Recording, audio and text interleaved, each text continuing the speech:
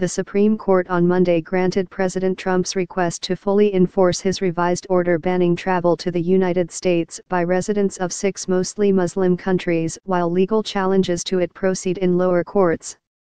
It was a victory for the White House, which has seen the courts trim back various iterations of the travel ban, and it bodes well for the administration if the Supreme Court is called upon to finally decide the merits of the president's actions.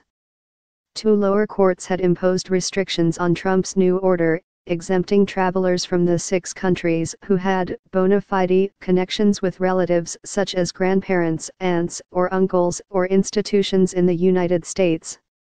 Those exemptions to the president's order, issued in the fall, were along the lines of those imposed by the Supreme Court last summer on a previous version of the travel ban.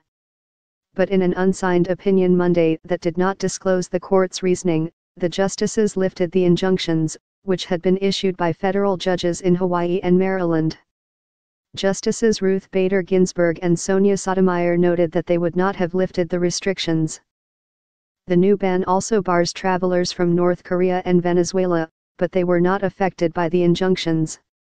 The justices said they expected the federal judges reviewing challenges to the order based on what challengers say are Trump's animus toward Muslims and lack of authority under immigration laws to handle the cases with appropriate dispatch. The court's move is a substantial victory for the safety and security of the American people, Attorney General Jeff Sessions said in a written statement.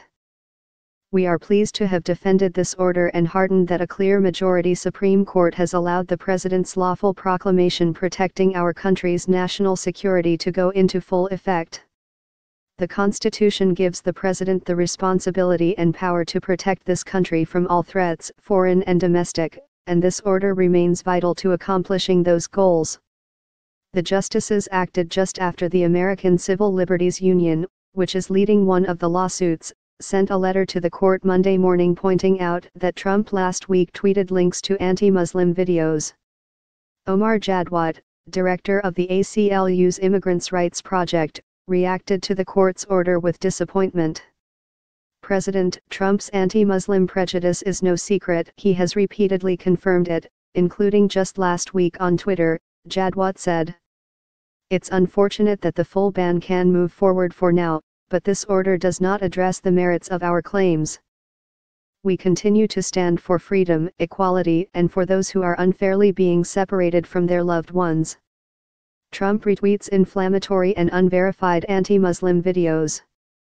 The latest iteration of the travel ban, the third Trump has issued, bars various people from 8 countries: Syria, Libya, Iran, Yemen, Chad, Somalia, North Korea, and Venezuela. 6 of the countries have Muslim-majority populations.